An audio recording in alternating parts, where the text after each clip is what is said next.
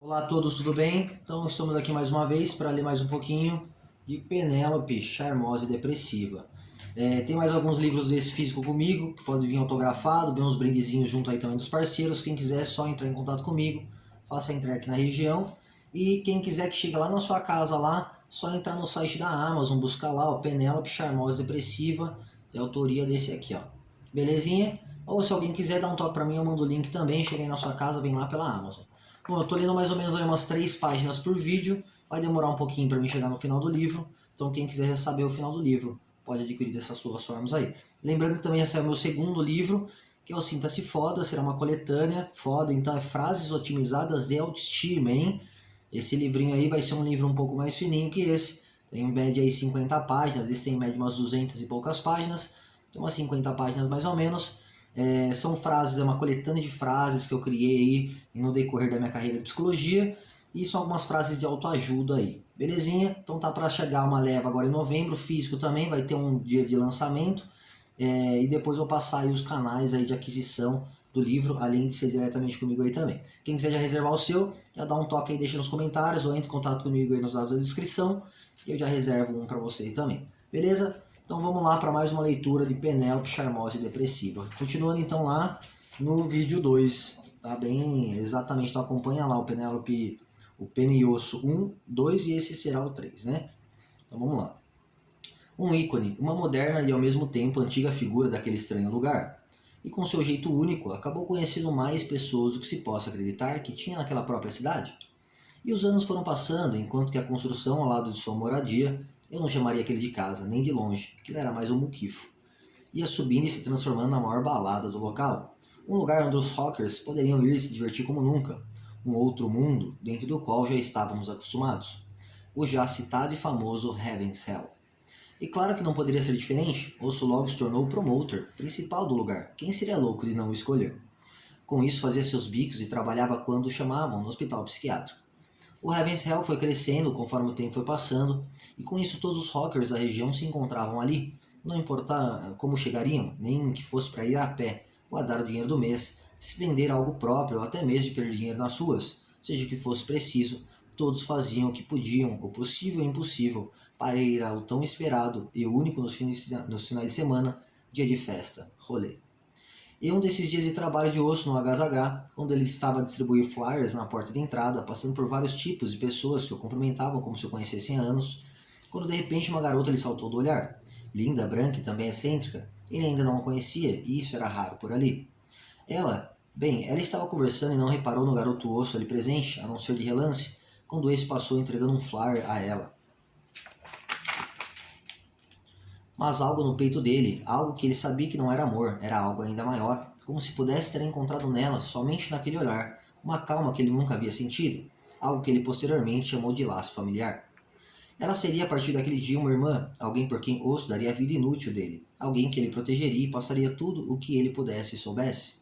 Ali estava ela, a pessoa com quem ele teria essa forte afinidade durante e até o fim de sua vida. Ela entrou sem nem ao menos percebê-lo, e algo como que parecia no destino estava a acontecer para unir esses dois em uma só vida. Todos da fila já haviam entrado e Osso resolveu entrar também, sem nem perder tempo.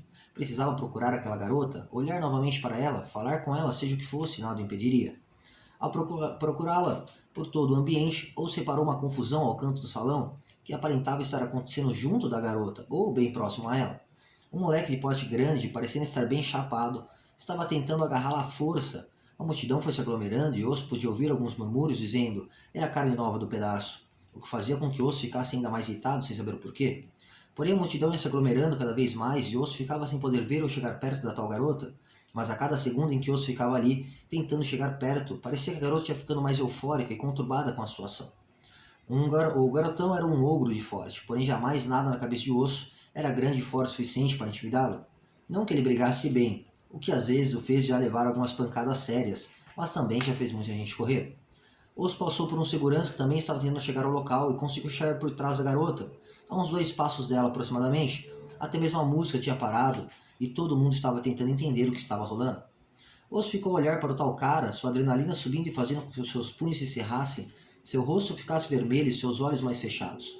O ogro percebeu e ambos se reconheceram. Ele, o cara, era alguém que a maioria já não gostava, não porque ele era machão e tal, mas porque diziam que ele enchia o saco mesmo. Era o que todos chamariam de cara irritante.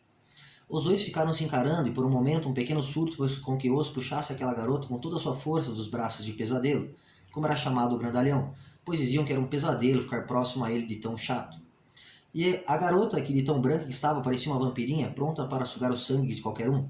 Ao puxá-la dos braços do pesadelo, que apertava fortemente os braços da pequena Penny, esse acabou deixando assim uma marca vermelha nos braços dela, deixando também o pesadelo muito enfurecido quando o osso o retirou de suas garras, que de tanta raiva tentou atacar Osso com um soco, porém o efeito do álcool já havia dado e por sorte não acertou. Osso então se aproveitou de mais um surto para empurrar o gigante. Nem tanta força foi precisa para que Pesadelo, pesado como era, caísse de bêbado. Com um estrondo, todos se amontoavam ainda mais, se apertando para ver o que estava acontecendo. Logo, dois seguranças do local, gordos, grandes e barbudos, apareceram, empurrando todos que ali estavam presenciando toda aquela cena. E acenaram para Osso, em sinal de que haviam visto o que havia acabado de ocorrer. Mas mesmo assim, Osso comentou com um deles: "O mero do pesadelo está dando trabalho de novo. Eu não poderia deixar que ele ficasse fazendo graça, ainda mais aqui no HH." Foi assim que o grandalhão pesadelo foi posto para fora do HH, aos berros do mesmo, e a partir daquele dia, começaram a barrar a entrada dele no local. A noite havia apenas começado agora para Osso e Penny, a festa havia voltado ao seu estado normal, com suas luzes piscando e agora o som de Psycho Killer. Osso queria conhecer mais a garota que acabara de salvar e comentou com ela, já sentados em frente ao bar do pub: "Então, você quer ser minha irmã mais nova?" Penny olhou, dando muita risada dessa pergunta, mas algo no olhar daquele garoto parecia que estava falando sério.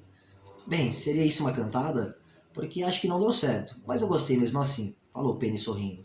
E dessa brincadeira, que na verdade era mais verdade do que mentira, ambos riram e riem até hoje, e o que para ela era apenas uma singela brincadeira no início, se tornou para os dois uma amizade tão intensa quanto jamais vista e sentida por alguém. Aproveitamento. Um dia em meu diário.